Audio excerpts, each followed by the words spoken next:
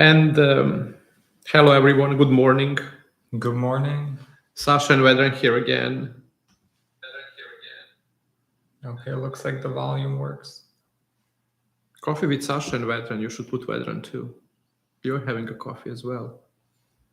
Okay, we can always edit that later. How was everyone's Labor Day weekend? I guess ours was like very. How was ours? Why are we doing this podcast again? We were with the people yesterday. So, yesterday we talked about respect and what it means, and not just respect with our dogs, but respect with our fellow humans, with our people, and how it all kind of interplays. So, you can watch yesterday's episode to get a good idea about that and to get a nice recap. But today we're going to go over the questions. Thank you, everyone, by the way, for sending the questions, for commenting, for liking. It really, really keeps us motivated and keeps Sasha motivated. And it's just beautiful to see everyone's comments, and we really appreciate it. Yeah, thank you so much for that. And then, what do you think yesterday lives brought to up to a realization before we go to questions? What did the lives bring Yeah, up? to us, to me at least. We discussed that. How was the life yesterday for you? The live Yeah, yesterday? yeah, emotionally. I was impatient and I just wanted to get it done and over with. And it was hard to listen to the topic about respect because it requires a lot of self-reflection and a lot of internal evaluation. And then it turned out that, maybe I'm not as respectful Totally. Yeah, that's as I harsh. can be. Why would you be so hard on yourself? It was also, that respect, because we said like you need to respect yourself, and then from respecting yourself, everything else arises. And then yesterday we had a really big urge to do the live, and then but my emotional state that I was going through last time, like especially yesterday, in trying to put everything again back perfect by playing that I'm okay with not being perfect, and kind of just respecting my unperfectness. But it was so hard that I ended up listening to myself and bringing up all the emotions afterwards, that I find a big anger going on through my body and through my expression of everything I did. And then I transmuted that anger on in a way I kind of like I was talking to you. So I think I should apologize for that. I'm sorry. And I really mean it. You didn't expect this coming. No. Yeah. Yes, because I always control everything, and I want always to, to have it perfect. And even if I say it's, I'm okay with not being perfect, it's far away from that. It still makes me angry, being not perfect, being late, having a technical issues, technical difficulties. And that actually just shows that dealing and coping with the emotions that are triggered by our past experiences, and the most important ones are the ones that are we actually experiencing in the life of with our dogs, called right to belong. That is one of the first, because the humans are pack animals. As the humans as a species, we are pack animals, and the very important, as an animals, we live in the packs. So the structure of the human society is fundamentally the family. And the family is a pack where the mother and the father live with the different generations of the offsprings. And as well, that's also a structure of the wolf wolf family. Wolf family is a pack, mother and the father with a different generation of the offspring. And somewhere deep there, the possibility of joining those two families together in the unanimous contract that benefits both species was made. So in our deep self is very much inherited right to belong, because if we do not belong primary to our family, as the wolves wouldn't be able to survive from a family or from a pack, every single time when someone is excluded from a family or from a pack, it raises a question of possible survival, of how do we survive when we are not in a group. So but with that said, when we want to respect ourselves, as we started yesterday, like respect yourself, and then the people and the world going to respect you in return, we try to come to that point of self. And that what I was triggered day before yesterday on the first live we had, and yesterday too, but yesterday I was not aware of that, as I was aware of that the time before. But yesterday it was like really hitting my unconscious way, that my consciousness, I was on talking to a topic, and my unconsciousness was taking over the tone and my body language, that was completely out of control, because for the first time I'm not doing the podcast myself, and that it's you are not doing your job, we are not prepared, and then I enter in that mode of trying to find who to blame, because it's not perfect. And why the need of the perfectness is within me, for example, is because I still, in the age of 48, unconsciously live the life of the little Peter Pan and the little boy that needs really my subconsciousness need justification. And the justification comes from my need to belong to my family, as every one of us as well. So that is where embracing subconsciousness that we don't have an access to. So that's our shadow. The shadow is something that's buried deep within us. How do we understand the shadow? Is when we experience it. So how do we experience the shadow of ours? Through the emotions. When the triggers arises around us, then we feel pleasant or unpleasant emotions. And usually the pleasant are easy to deal with. What do we do with the unpleasant one that kind of guide us to enter that flight or fight mode, and then to say things we don't want to say, and to act in a way we don't want to act? And that's very important to kind of underline when you are expressing and exposing such a fragile topic. And as we are going through this podcast series, of course I'm gonna style the dogs and all style, do my primarily what I'm great at. But the greatness of that, I tracked, why do I want to present myself great? Because of the justification I'm in need of.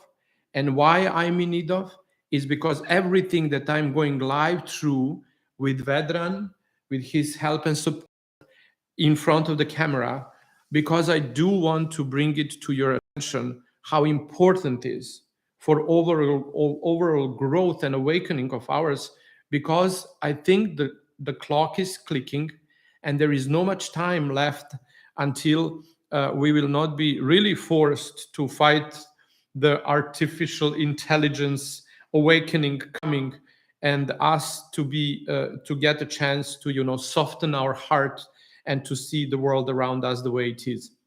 That's the lesson we can learn from our dogs. And all aim of these podcasts about the dogs and awakening is that need the time for us to move on through learning about laws of nature, laws of interaction, and laws of pure love and harmony that can be found in a human dog relationship, are of crucial interest for our future. So first of all, thank you so much for not giving up on this and for being brave and strong enough to stay and kind of like help me move through this in front of the camera. I think that's very important because it's unpleasant and it's opening a lot of possibilities, because I do want to hug and embrace all of my shadows. And the only way to approach them would be through exposing yourself to the uncomfortable things. You become comfortable with uncomfortable process. So there you go. Amen. All right, let's get into the first question. You don't want to share nothing of your experience yesterday?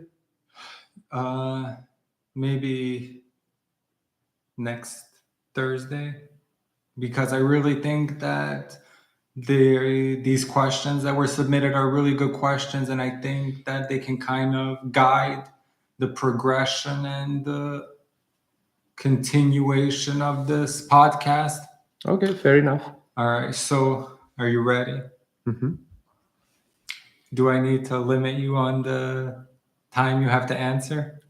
Okay, you can. I'm just kind of I'll just gonna go with the flow as whatever the flow would be. So I'm okay. Either let me talk or kind of just cut me off or translate what I said. Put you on a timer. Okay, put me on a timer. Right. Okay, so the first question is, in your previous lives and in your other talks, you always mention that the dogs are 2 steps ahead of mankind. Could you elaborate on this point? So everyone that lives with the dog and that works with the dogs is actually aware of that phenomena. That the dogs can almost look like little prophets when our actions are in place, and they know exactly when we want to do this, and they know exactly when we want to do that. And I'm sure that every one of you experienced the same in regards when your relationship with the dog is. So, when you learn about the reason I came across all of this as a conclusion was my deep research about the cognition of the dogs and the way how the dogs evolved, because the dog is a very interesting animal to analyze, because the evolution of the dog happened within the species that is still around and it's still our reality. So if the wolf evolved into a dog, why the entire species of the wolf didn't emerge into a new species and become a dog? No, something radically happened that didn't happen in any other species known. Domesticated animals that we know are of the same phenotype inside the nature and inside our houses. But the dog and the wolf are like almost the same, yet completely different. And then that was a very interesting thing of how this evolution, and then the question become for me, like, if this happens, like we have like a wolf now and we have a dog, and why we don't domesticate the wolf again? Every single experiment in trying to domesticate the wolf failed. When the wolf become sexually matured enough to challenge, no matter are you taking a puppy or wolf puppy of 1 day or 5 days or 10 days or whatever, the experiments were failing over and over and over, only on one thing: when the wolf puppy become sexually mature enough, it will start challenging the handler or the feeder or someone that the dogs live, the wolf live in, and that would be a stop of possible tame interaction in between humans and wolves. So how this evolution of the dogs continued, and there you have a very non-mainstream theories of how this happened. And I think non-mainstream theories of how this happened are the answer of how this happened. And if we would implement those mainstream, non-mainstream theories about how the dogs evolved, we would be aware of how the dogs are actually chasing mankind, and how the dogs are actually shaping mankind to get whatever they need in order to survive. So the interspecies contract that happen in between dogs, in between wolves and humans, are actually something wonderful, that the wolves recognized the humans as a potential of their evolution and easier access to a food, social engagement, and shelter, where actually for all of that in a nature they need to fight. But then yet the question become like how the wolf are still out there and the dogs are present, and the dogs are still evolving, and the dogs are still trying to fit in a man's life, in the people's lifestyle, more and more and more. Whatever the humans are in need, it's very easy to adapt the dog to a new need. So there is a particularly for the mankind to understand what is a possibility, so the dogs can be used for. The dogs first need to show us that they are capable of doing that. And through the history, the dogs were always doing the first step. So when the humans had the dogs close by because they saw some creature that is not attacking them yet comes, takes the food, and then when the people were going to hunt, then they saw that some of those creatures are going along them to help them hunt, where the others are staying at home guarding the little families. They are not guarding the family. Actually, what they are guarding is source of the food. So at that point, the mankind was able to understand, oh, let's make like a hunters, help hunters out of these wolves, and let's make guardian dogs, someone that will guard from those dogs. So and then now in New Age, when the dogs keep evolving and keep adapting to a mankind, now we don't need the hunters anymore. We don't need the guardian dogs anymore. We don't need the shepherd dogs anymore so much. What the mankind is in need of now, it's a best friend, because we don't have one. And how the humans got an idea to make a dog become a man's best friend is because the dog showed them that they are capable of being so. And that is where that amazing emotional entanglement with the dogs happen, is when the people recognize the possibility that emotional sadness and emotional traumas that I'm going through, I can handle much easier next to a dog. So there where the dog is actually, why that's happening, there is a scientific explanation for that called morphic resonance. Why? It's because there is always something in need that the system of my family wants from in order to be served, every system and every member of the system serves some bigger cause. And then when the family system is in this balance, and we have another family system that is also in this balance, I mean, like that two systems are joining in one. Like I'm talking about a human family and the dog family. Those families are joining together. Now they are creating a same morphic resonance, and the dogs are able to feel something that the humans are not allowing themselves to feel. And there is where the answer comes, like how the dogs are 2 steps ahead of us, is because that's the path of their survival. In order for humans to be able to see what the potential of the dogs are, they need to show them that the dogs will show them first that we are capable of doing that. And every one of us that live and work with the dogs is able to experience and witness this phenomena. Like a dog knows when we come home, the dogs know when we are going out, the dogs know when we are anxious, even before we know that.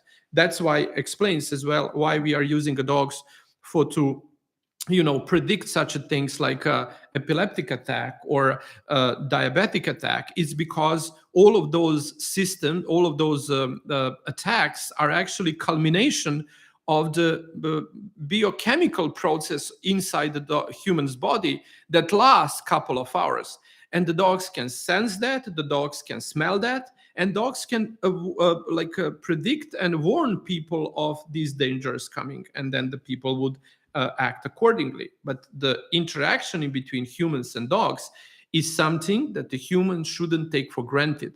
We should learn the language, the silent language of the dog's behavior, and then if we will be able to put that, and that's where we fail, because we think that we are controlling the dogs and we are controlling the dog's behavior. However, the dog's behavior is a way of communication with the humans, and the things they want from us is just responsibility for what we promised we're going to do in the contract that was signed in between two species, like hundreds of thousands years ago.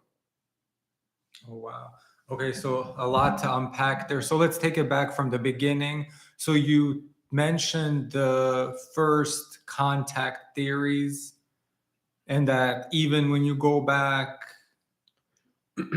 hundreds and thousands of years, or however back, these theories date back to when wolves were first introduced to humans.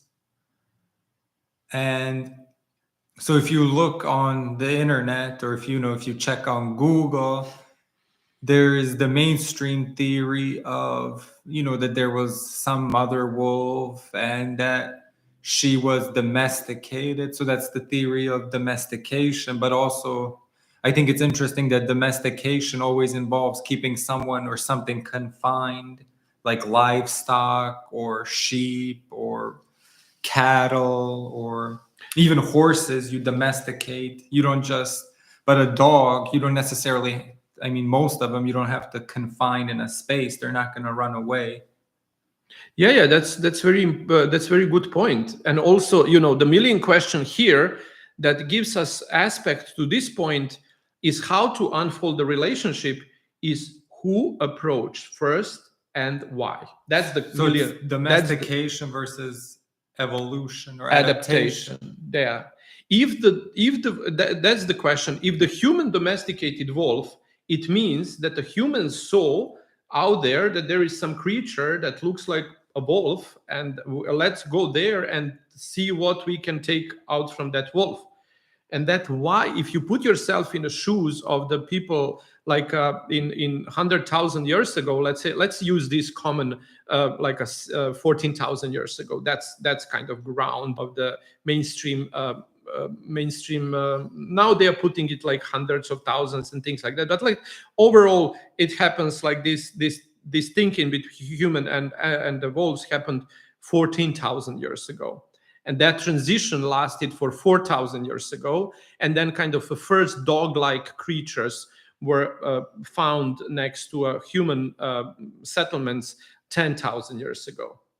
So the $1 million question is how the mindset, the consciousness of the humans 14,000 years ago were able to recognize an aggressive carnivore inside the woods, or inside the same habitat, and then to understand that maybe if they take that aggressive carnivore from the wood and from the wild and bring it home and chain it or put it in some enclosed environment and raise it as a puppy, it will grow in something that's going to be tame, and it's going to be easy to manipulate and easy to breed. Usually those people are carnivores at that time, hunting the same prey, living in same environment, right, and living the same so you're saying dynamic. They're competitors. So most likely that the people seeing the wolf in the wild gonna kill him because it's a competitor. And then even the experiments of the modern day show that even if you take a puppy that was 1 day born, 5 days born, 10 days, they tried over and over and over, fail when you bring a puppy from the nature and bring it inside the home, and you try to tame the wolf. It's impossible, because the one thing when the experiment fails is when they get sexually mature. And there is no response from the other side, because what happens in the pack mentality is the only one that breeds in a pack of the wolves are mother and the father, the alphas. The rest are sexually inactive. So you have a. Where have those studies been done? Which organizations have done those studies? The ones that our academy was very closely working with Budapest Etiology University of the Hungarian University in Budapest, and they conducted a wolf study experiment called wolf watching. And they said, like, they raise the puppies, and after they become after they become after, and you can see it on internet, it's a wolf watching video, it's out there, you can see it, and then you can see what really trying to domesticate wolf means, without castrating them, without taking out anything that might affect domestication. But if you want to, if you want to neuter the little wolf, then there is no sense of, moving on through this environment. And this is crucial. This is of crucial knowledge to understand behavior of your Chihuahua, or the behavior of your little pug and mops and poodle, or any mixed breed, because all of those little pets that we have in our home are first dogs. So they are that's one type. The mops and the husky doesn't have a different type of the mindset, if there is mind and consciousness with them. And do they have a physiology that is able to raise the consciousness enough for them to think and feel? And if so, how everything of that happens? But the Chihuahua and the husky would think the same, and would behave the same, and would talk the same language. And the misconception starts when we don't have an answer and we mistreat the answer. Who approach first and why? So you're saying the mainstream theory falls on its face because it's impossible, no matter how young of a pup you take, even if you take it the day it was born, once it reaches sexual maturity, it develops aggression and all those characteristics that are not common to wolves. It's not aggression because they want to be aggressive. It's just a pack mentality that the highest and the most strongest one leads. And if you have a human as a food provider in this new environment, you have a human as providing the food, and then you have a wolf as a part of the pack. So the wolf now, in its natural ability, is to challenge the father or the mother, not to push them out from the pack, but to kind of make an assumption that they are capable of fulfilling the duty that arises from being leader of a family. And the first moment that's not happening is the moment when the fight starts, the moment when the pack is overtaken, or the moment when the father dies, or it's, father and the mother are pushed out from the pack. Some of the other members of the pack take over the restructuring, they're bringing a new blood in it, and they start to move on. Because it's very important that alphas make decisions that are overwriting, how can I say that? They are overwriting interest of the individual in over and giving that actually surviving mechanism to the group. So the group interest in every single society and every single pack and every single family is more important of the life of the individual. And that's where we see in the family constellations, where the life of the individual is in service of the life of the group. And that's where all this burden and all this everything is happening to be like of very much importance to understand how this interaction in between humans and the dogs is happening. And if we have a wrong perception, if we make a wrong assumption, if our theory and hypothesis of who approach first and why is wrong, and we say that the human is that sees potential in a dog, in a wolf, and adapt the wolves to a human lifestyle, then we will keep thinking that the humans are the ones that leads the role and the pack of the, no, not the pack, but this group, this structure that's now entangled dogs and humans. If we assume that the humans are the ones to make a decision, then we're going to fail, as we are failing, because we have more and more anxious dog, more and more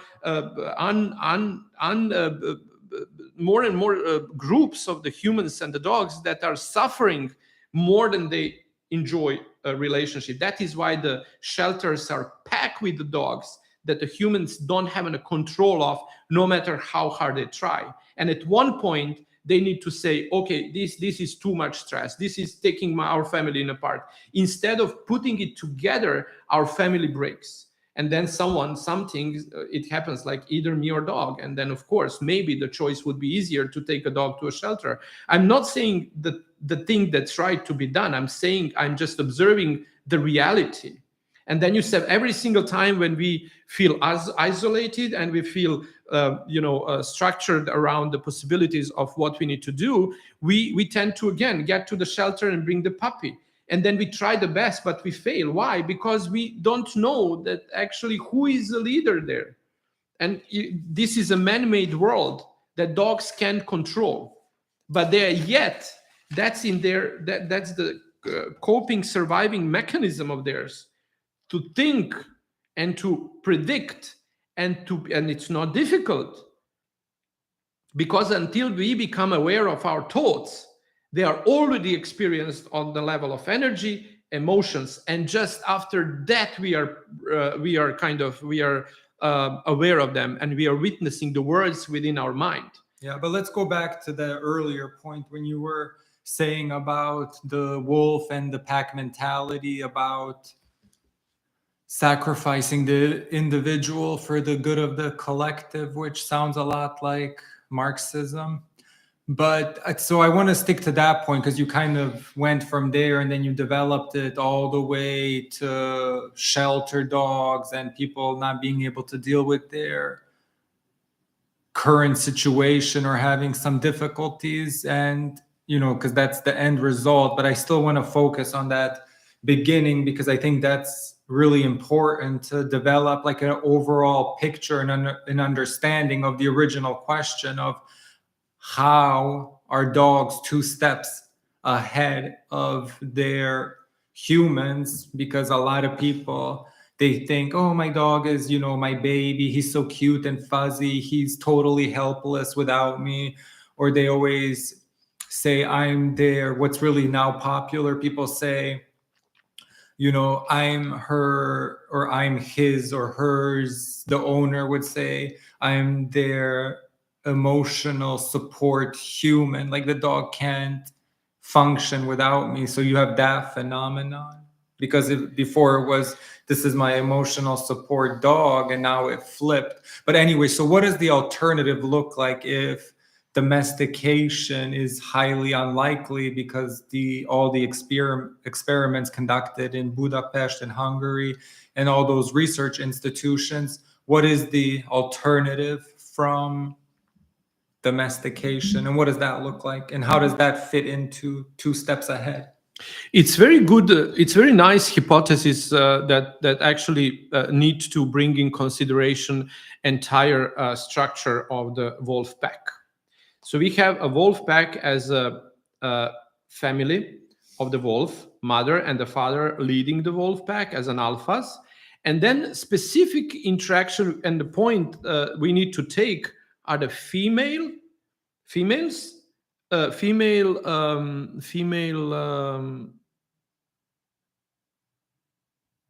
members of the pack. So I would say female kids, female bitches. How would you say the female Pups? They're not anymore pups, but female members. Beta. No, beta and gamma and omega wolves. So as the pack is like a nicely triangled, and everyone like alphas on top, and then you have beta, omega. How big is the pack? Depends on it's not big, like up to 15 maybe, those are the most enormous big ones. But the problem of the pack would be that you always have that source. If you have like a food source, will determine how big the pack would be. So if they have a big access to the food and they're able to hunt nicely, and the alphas are doing a good job, most likely those packs might end up being bigger. But nowadays, how many times do they breed? How many offsprings do they have? Once a year. But then the survival of the offspring is very, very difficult to maintain in the wild because of the movement of the pack. But let's come now to this point of what's the most important part of the wolves pack to analyze and to understand. Where is the connection in between wolves and the dogs, and what can lead us to a conclusion of what happened there? It's female members of the pack,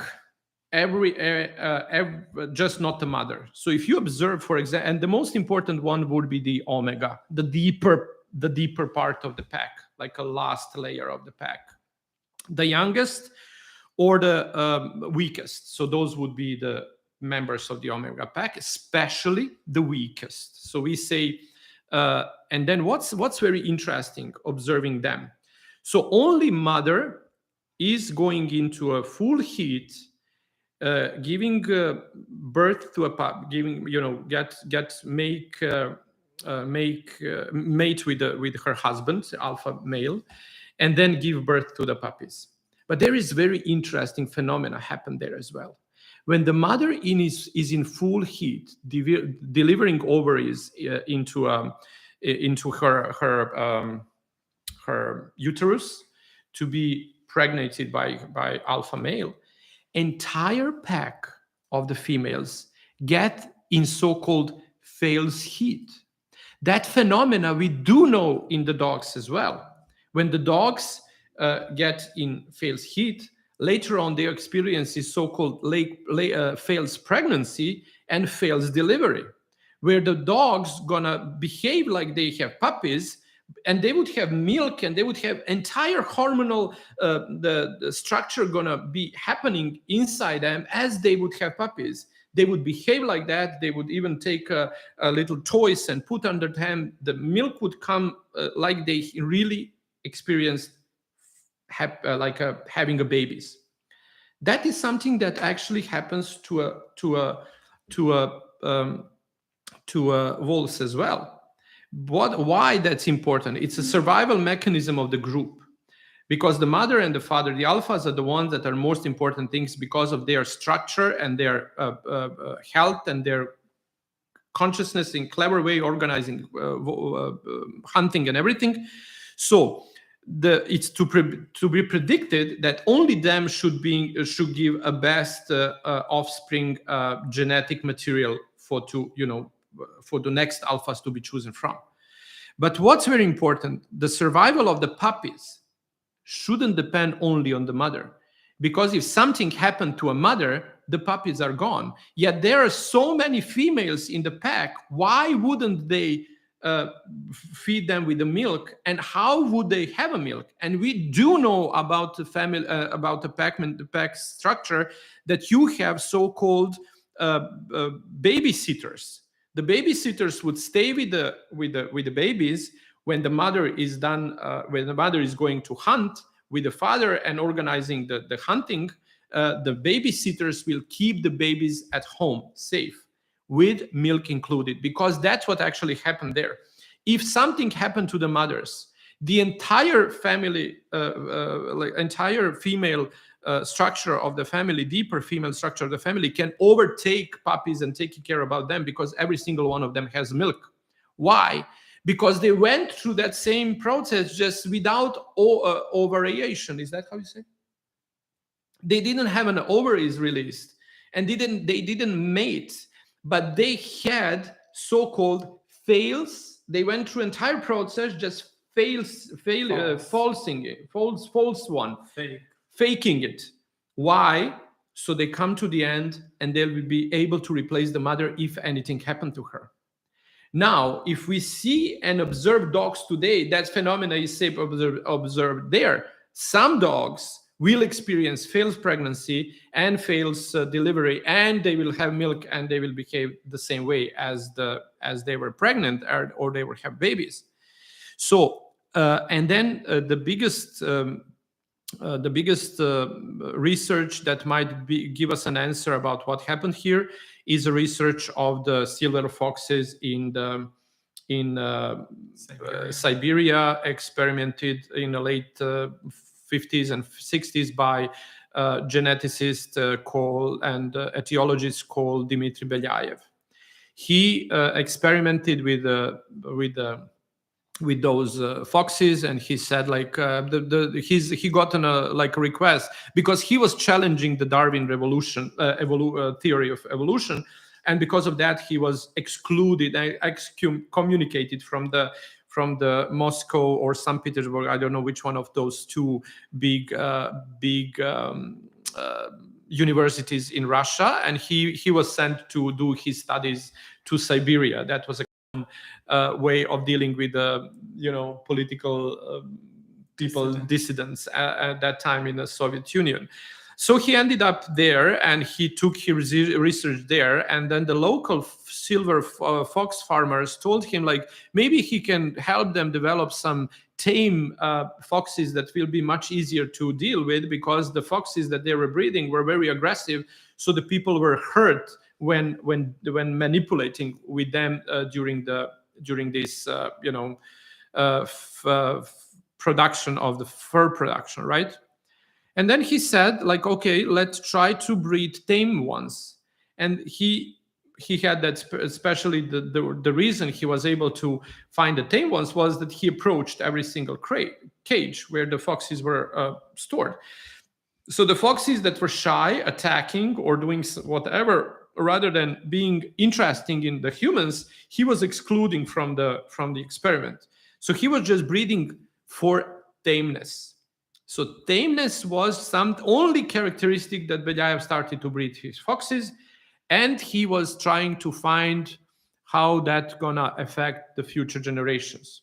So only in I think 5 or 6 generations, he was able to completely to get tame foxes that were become very tame. So the tame parents gonna have tame puppies, foxes that will completely change the behavior towards humans, didn't show any stress, any level of anxiety, and nothing else to the point of how these other foxes that were aggressive towards humans were behaving. But then at that time, something very interesting happened. He said like, oh my God, these foxes are trying to change their appearance. They don't look anymore like a silver foxes. They got some white spots. The tail started to curl. The ears flipped. The eyes started to be round. Even they got a little like a jaw was moving around. They were trying to change their appearance completely. And the first genetic idea, that you can't expect in the offspring a characteristic that are not present in any generation before. And the silver foxes, that is why it's called silver fox, because its coat is silver. So you don't have these white patches, and you don't have a floppy ears and curled tails and nothing. They even started to bark. So, and then he said like, oh my God, let's check what's going on inside within them. Because if this is what we see, the the chemical structure of those bodies should be different. And then he checked the he checked the blood on the hormonal structure, and then the aggressive foxes and the foxes that were like normal foxes, silver foxes, they had a high level of adrenaline as a fight, flight, or freeze hormone. That was, high and end up being a hormone of survival when the danger is placed. That is why all of those wolves that we try to observe nowadays are hiding from a people, because of the high level of adrenaline. However, the adrenaline is on a way of all other of the spectrum of the hormones that doesn't get a chance to be expressed, because its adrenaline blocks their expression. The moment adrenaline pulls back, all of this variety of the hormones are able to express themselves. Melanin, oxytocin is high, the joy hormone starts to be high. You now, in something that you saw as a threat, suddenly see something that might be your source of the food that you don't need to fight for. And exactly that's what links back to a split of the pack of the wolf. Which wolf has less level of the adrenaline So they would not be scared of the possible feeding machine that is just next door, where they need to hunt here and run after the prey and chase there, and then be in the nature more oftentimes be how you say that, be hungry than you feed yourself. So that's of the crucial understanding that hormones within the omega structure are not as same as the alpha, because that is what creates a possibility for someone to act in the sense of making a fast and strong decisions in interest of the group, overwriting the interest of the individual. However, the omegas are in completely contrary, and the omegas are able to see that there is some creature that eats more than they have, and they leaves the food outside, and now I need to get enough close to them to eat, not to scare them, not to scare the people so they shoot me or they kill me, but to be able to interact. So the omega structure of the pack is now what happens in the nature evolution of the wolf happens is actually that the pack divided itself, lasted for like 4,000 years, but happened. So the omegas on the end, instead of taking alphas and taking a structure of the hierarchy of the pack that is led in the alpha and omega, my parents, they are taking a leap towards non-species alpha and omega as a source of the food. So they are turning to a human and trying to adapt to themselves fast, because now they never bred. Omega wolves in a pack don't breed because they're omegas. There is nothing. They need to be in service of the survival of the pack. They provide the quantity, and they provide the volume so the pack can survive as a group. But the identity and individual responsibility for them is completely, like, as individual, they are useless. But if we outsource the food from humans, and now we are on the level of the omegas, because of the level of adrenaline anyhow is low in our body, the possibility of us engaging in big and fast transformation, so the humans not only don't get scared of us, but they recognize the possibility in us. They let us in their little homes, and they let us help them. So, and that's where this divide of the pack happened. So you would be able to make a dog, but only out from a omega wolf. But how that's not happening? Because any wolf that is raised by the humans gonna become alpha no matter what. Why? Because there is no hormonal and sexual threat that comes from the feeder. So the humans have completely different sense of the hormonal structure, what makes us be father and the mother of the family. But the dogs and the omega wolf, that even if that little wolf would be an omega wolf within the little pack, if you take a little puppy, as let's predict might be an omega, you take him into a human environment and you start raising him. The moment the little puppy gets engaged into a sexual maturity, it will express entire spectrum of the hormone, because the family that the little puppy belongs to doesn't have a feedback in high level of adrenaline. I'm the alpha, I'm the one that take care about you. Shish, be there and provide the quantity to the pack so we can survive. Mm-hmm. So that's, do you make sense? Very fascinating. So in layman's terms, you're saying that lower on the bottom of the pack, the wolves that were not allowed to breed because only the omega is allowed to breed, that don't take it so hard. It's not allowed. It's like, they don't breed as a result of their hormonal structure within the body. So it's not allowed for them to breed. It's not sustainable for the group, because there is nothing that they can give to the offspring that the offspring can benefit from in the interest of the group. Okay. So only the strongest ones should It's breed simply for the as that. survival of the species. So anyway, so then you're saying that these lower on the totem pole, because they had less adrenaline and less stress hormones, that they were almost, I mean, I hate to use this word, but almost kind of like scavengers or street dogs. They were able to approach where people gathered, and they saw that there was a potential because the humans started accumulating excess food and they had maybe garbage. And that's how they kind of were able to intermingle and realize that they could get something from people if they were able to become useful to the people. Yeah, because that is how now there Wow. is a scientist called Ray Coppinger, the big etiologist from Great Britain, who incorporated one very important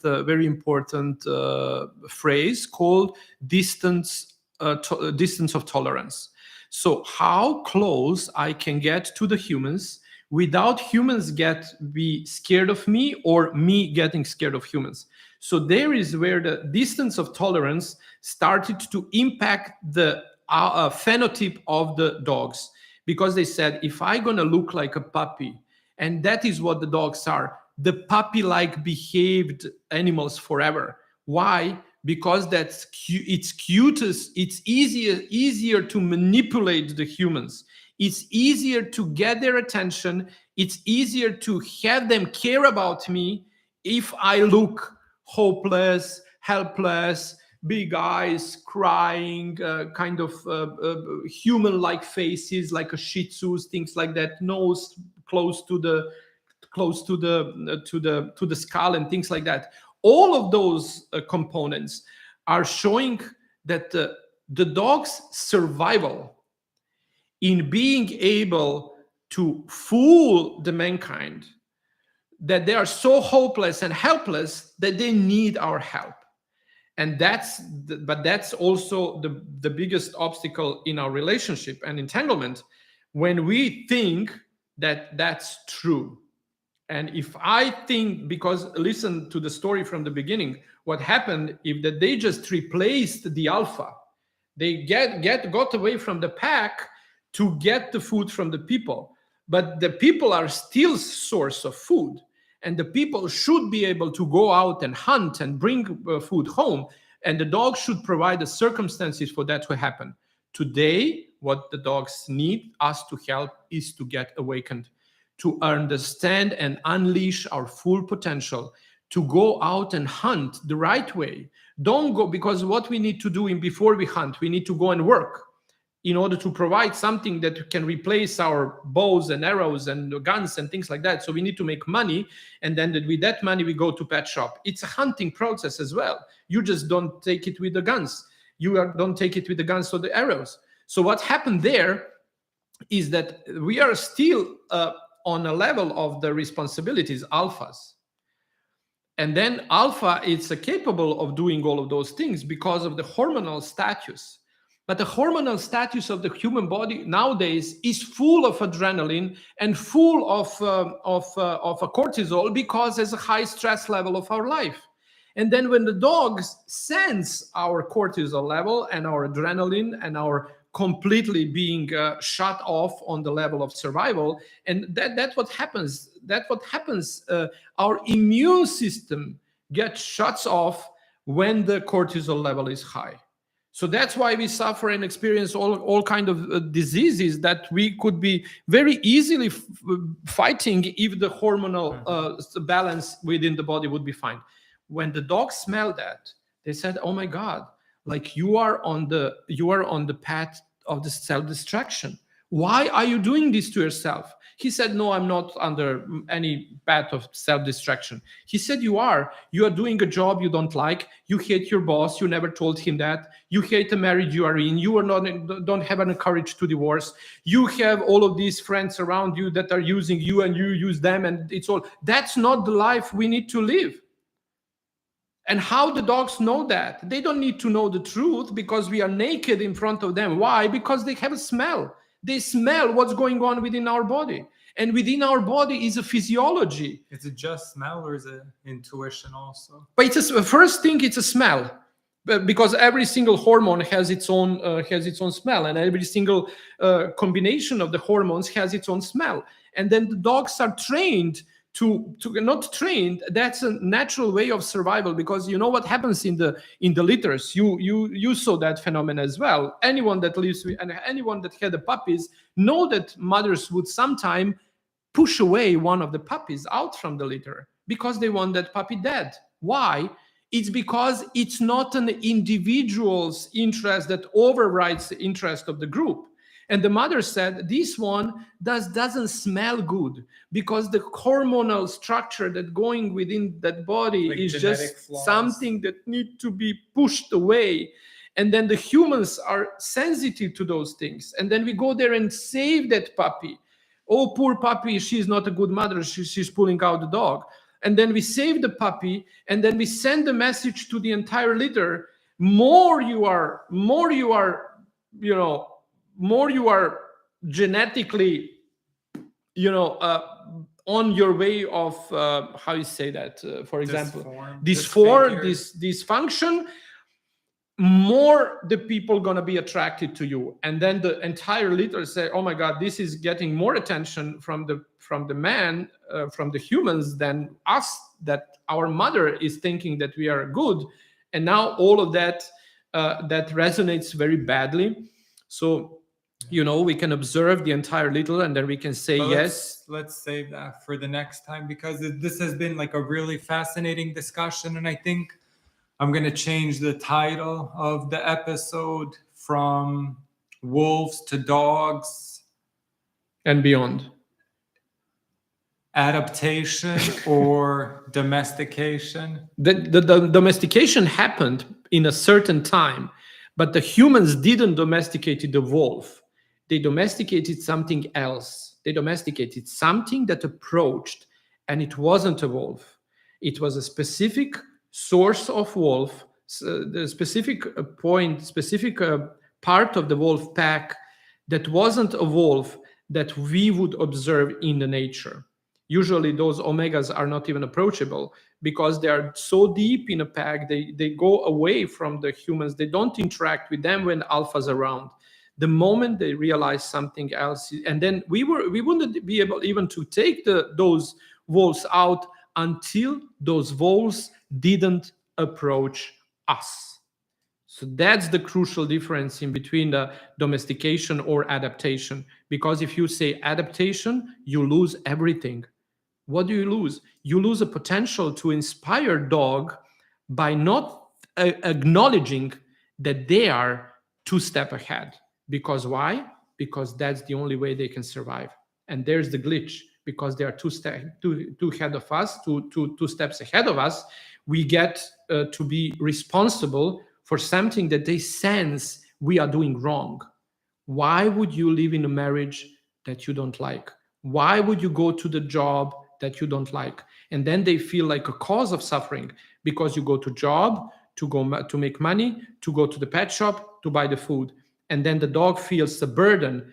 Am I a reason why he is going to a job he doesn't like? To bring money home, that he goes to suffer, his cortisol level is always high, stress level is high.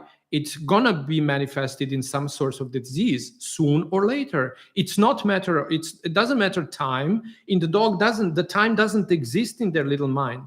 For us getting sick of cancer because of the high stress and self-destruction and everything, if that's gonna happen like today, cardiovascular, whatever. Okay, I just pointed the most aggressive one, but the dog sense all of that, and they become stressed for our life because they like us on one sort. But the biggest question in the terms of survival becomes like, what happens? Who gonna take care about me if there is no you? Yeah. Simply as that. Fascinating discussion. Thank you everyone so much for watching. We're gonna leave it here because otherwise we'll never get to the beach. So please like, share, comment, and let us know your thoughts. We really appreciate it. And we'll see you next time on About Dogs and Awakening podcast. Thank you so much.